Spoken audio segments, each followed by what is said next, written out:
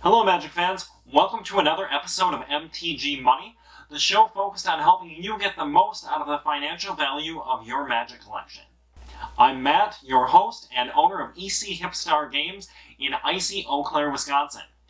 This week, at the request of viewer Michael, we're going to take a look at speculation as it relates to Magic cards. If you've got an idea for an episode or something you'd like me to cover, go ahead and drop me a line in the comments or message me over on Twitter. So let's dive right in. What exactly is speculation? Essentially what speculation is either buying or holding onto a Magic card in anticipation of that card's value going up in the future. Some things that might attribute to this is possibly the adoption of a new deck, new cards being released that synergize well with that card that'll increase the price, or possibly just player demand over time that'll increase the price as copies in the market run dry. Now, speculation can be done either by holding onto a card that maybe you got from opening boxes or cases, or from buying collections, or a lot of times what we see is cards being bought at retail, possibly in large quantities, and then held onto in hopes that that value will increase.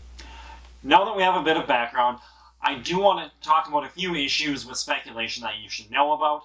And as a disclaimer, I do need to add that I do speculate sometimes when I see a can't-miss spec. If you remember a couple months ago, I called out the spec Chance Encounter based on Corrupt the Thumbless coming out in Commander Legends.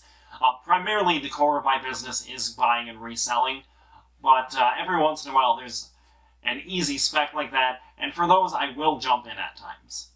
Now that we've got that out of the way, the first thing I want to talk about as an issue with speculation is something called the gambler's fallacy. As you may be aware, there are a number of podcasts and YouTube channels that typically call out a spec, one or more, each week. And this can lead to kind of a dilution of the quality of those specs.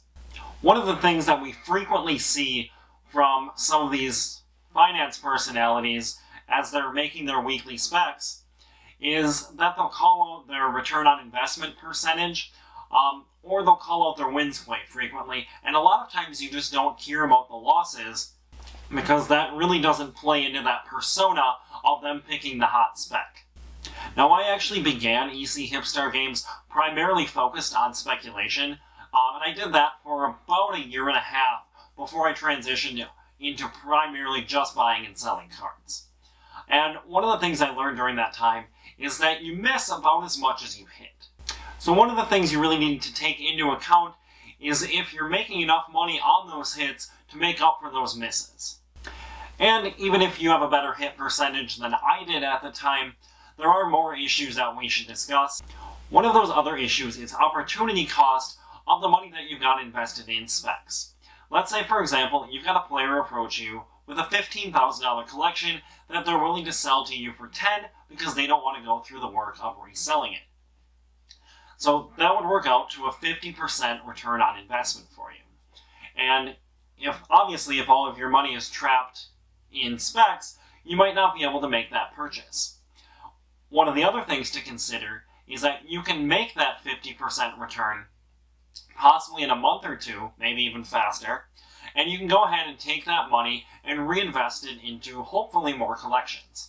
Now, a lot of the typical speculation targets that we hear about are on a 6 to 12, maybe 24-month horizon, so you're really only making that huge ROI that we hear about in that longer time period.